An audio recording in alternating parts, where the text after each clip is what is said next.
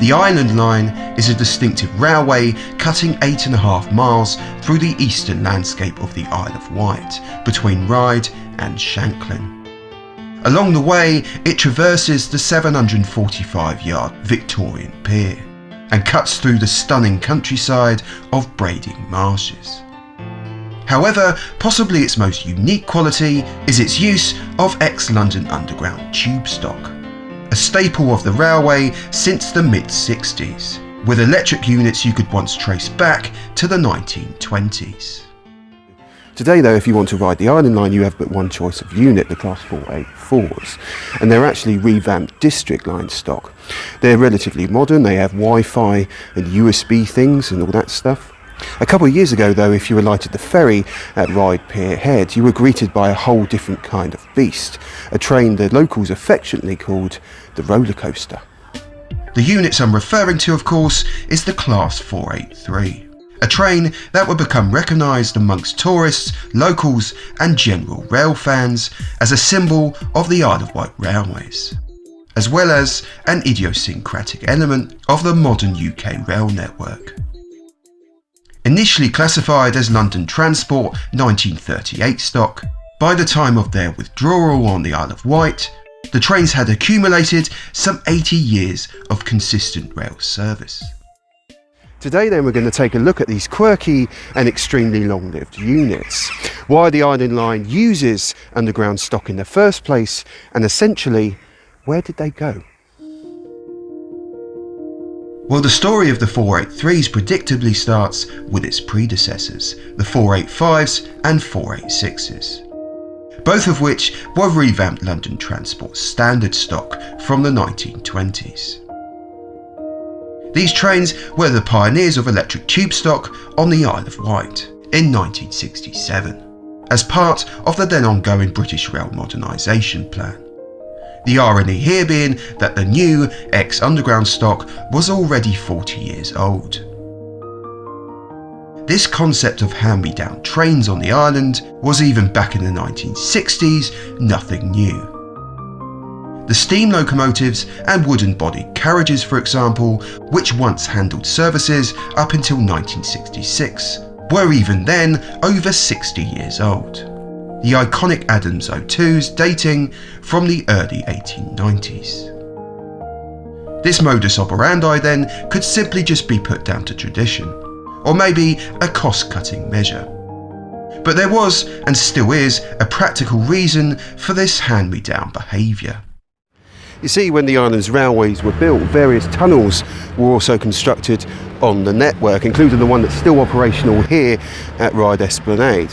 And these were mainly bored to the same diameter of the Victorian rolling stock of the day. As time went on though, and rolling stock got evidently larger, none of the new carriages could fit through the tunnels. And with the Isle of Wight Railway unable to afford to rebore them all, they were left with one option: keep the old stock running. It was for this exact reason, when BR modernised the Island Line in 1967, tube trains were the answer, as they were at the time the only surplus stock on the whole network that would fit. The era of the electrics then was born, and the Class 485s and 486s worked in tandem along the new upgraded route between Pier Head and Shanklin, offering commuters a quicker and more spacious journey along the island's east coast, which they did so for over 20 years.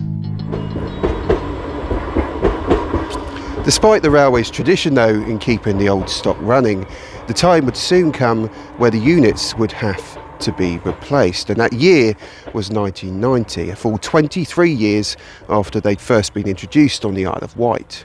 And with British Rail now privatised, surely the newly founded Network South East sector, with its modern advertising and colourful liveries, would surely be able to provide the Island Line with the bang-up-to-date rolling stock it so desperately needed.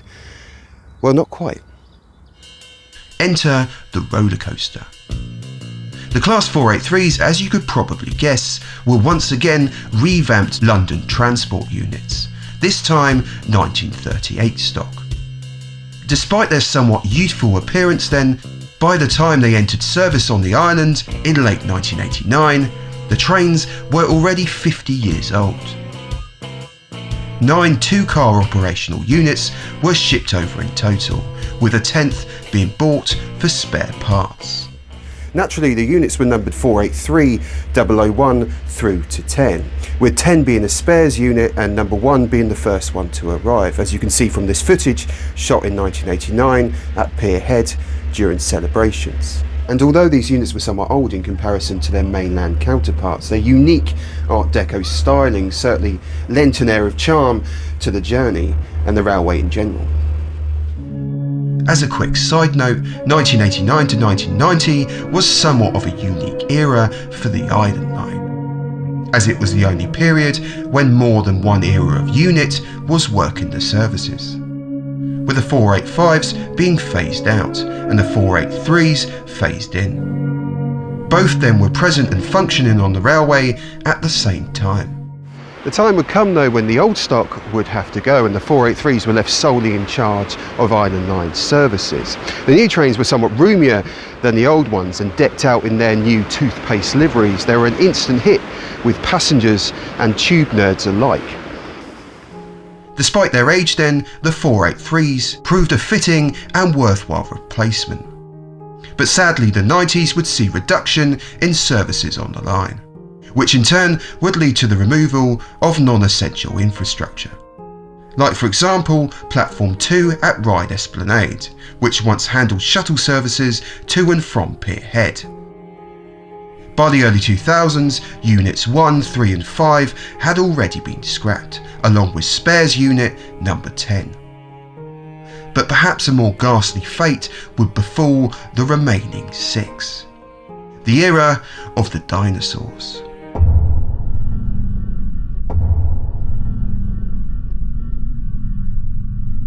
By 2007 though, the dinosaur livery was already being phased out in favour of a much more fetching London Transport Red, an ode to the unit's past. As the 2010s were creeping in though, it was becoming increasingly clear that time was taking its toll on these old and arthritic trains.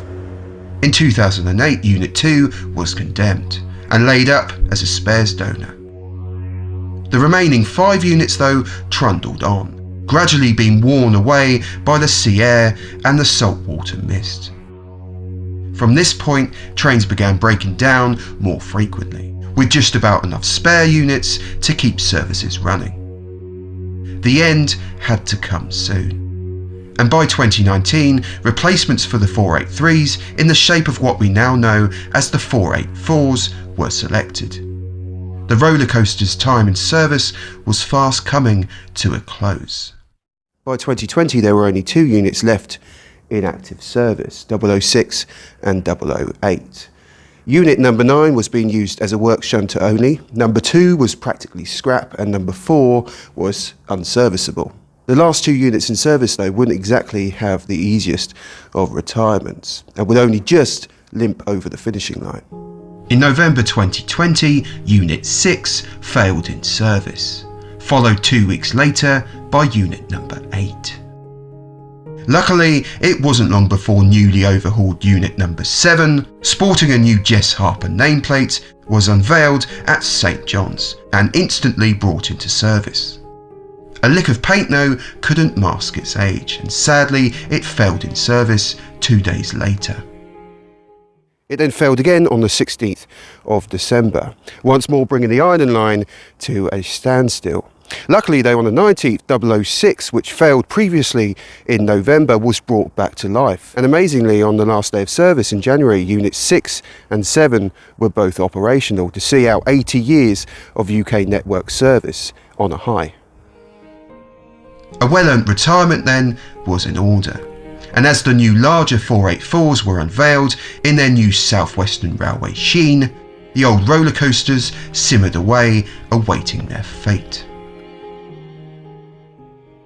So what happened to the Class 483s and where did they go? Well, luckily by 2021 the units had gained somewhat of a heritage status of their own, being the oldest surviving rolling stock on the entire UK rail network that was still in service. And as far as my sources can determine, all 6 units that were withdrawn in 2021 are still existent today in January 2025. Let's start with the ones that are still on the island. The newly overhauled Unit 7, Jess Harper, is currently a resident of the Isle of Wight Steam Railway, displayed in all its nostalgic glory.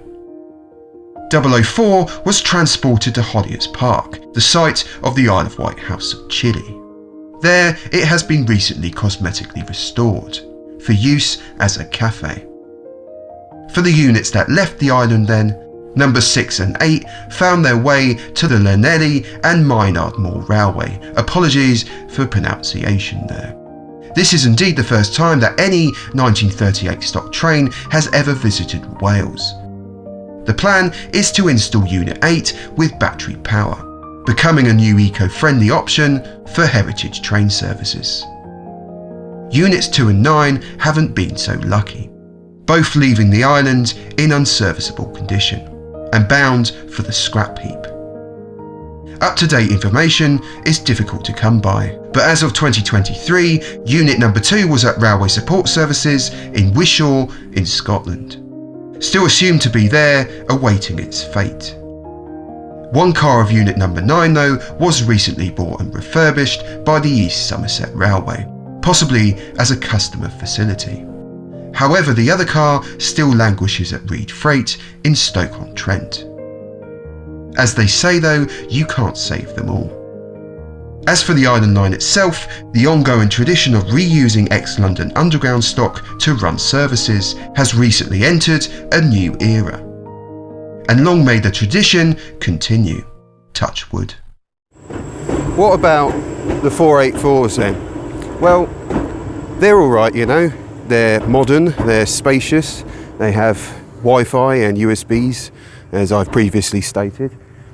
They kind of lack that charm and charisma though, the character of the 483s.